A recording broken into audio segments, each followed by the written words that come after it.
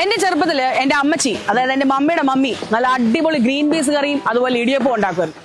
ഒരു പള്ളി പെരുന്നാളിന് അമ്മച്ചി ഈ പറഞ്ഞതുപോലെ ഇടിയപ്പവും ഈ ഗ്രീൻ പീസ് കറിയും ഉണ്ടാക്കി ഞാൻ നല്ല കാര്യമായിട്ട് അങ്ങോട്ട് കഴിച്ച് നല്ല അടിപൊളിയായിട്ട് ഒരു പണി കിട്ടി. 2 ദിവസമാണ് കിടപ്പിലായി പോയത്. ഈ ഒരു സമയത്ത്, ഈ ഒരു സംഭവത്തിന് ശേഷം ഞാൻ ഒരു 8 വർഷത്തേക്ക് പിന്നെ ഗ്രീൻ പീസ് കറി കഴിച്ചിട്ടേ ഇല്ല. അതായിരുന്നു ട്രോമ. അപ്പൊ ചെറിയൊരു കാര്യത്തിൽ നിന്ന് ഇത്രയും വലിയൊരു ട്രോമ ഉണ്ടാകാമെങ്കിൽ നമ്മൾ ഒരുപാട് ആഗ്രഹിച്ച് എന്നാൽ ഇതിനെപ്പറ്റി വലിയ ധാരണ ഇല്ലാത്ത ഒരു പ്രോഗ്രാമിന് ചെന്ന് ചേർന്നിട്ട് അത് കംപ്ലീറ്റ് ചെയ്യാൻ പറ്റിയില്ലെങ്കിൽ എന്തുമാത്രം വിഷമം ഉണ്ടായിരിക്കും ഒന്ന് ചിന്തിച്ചു നോക്കിക്കേ.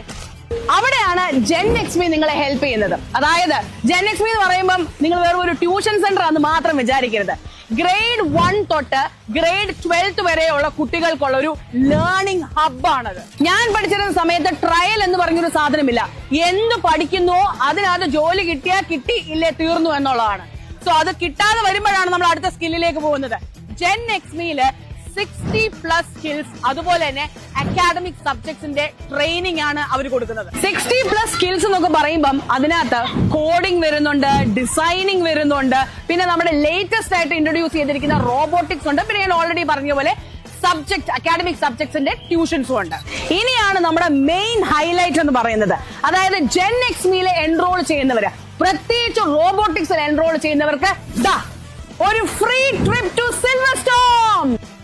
പിന്നെ ഈ വീഡിയോയുടെ അറ്റവും മൂലവും മാത്രം കണ്ടിട്ട് എവിടെയാ ഫോൺ നമ്പർ ഡീറ്റെയിൽസ് ഒന്നും ചോദിക്കരുത്. ഡിസ്ക്രിപ്ഷനിൽ ഉണ്ടായിരിക്കും, അല്ലെ സ്ക്രീനിൽ ഉണ്ടായിരിക്കും, എവിടെയെങ്കിലും ഉണ്ടായിരിക്കും. നോക്കിയിട്ട് മാത്രമേ പോകാവൂ.